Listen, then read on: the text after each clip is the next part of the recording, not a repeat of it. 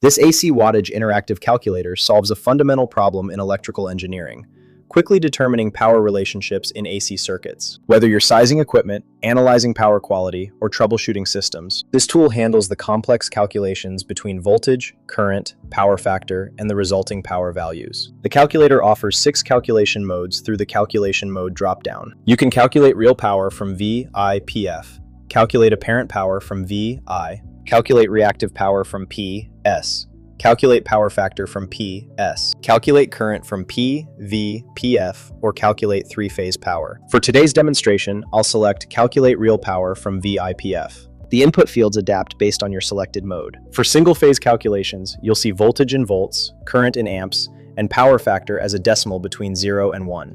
When you select three-phase power mode, additional fields appear. Configuration dropdown with Y or delta connection options, line voltage, line current, and power factor. Let's work through a practical example. I'll calculate real power for a single-phase motor drawing 15 amps at 240 volts with a power factor of 0.85. Entering 240 for voltage, 15 for current, and 0.85 for power factor, then clicking Calculate gives us real power P of 3060 watts. This real power value represents the actual work performing power consumed by your load. It's what you'll pay for on your utility bill and what determines the mechanical output of motors or heat generated by resistive loads. Here's a critical insight.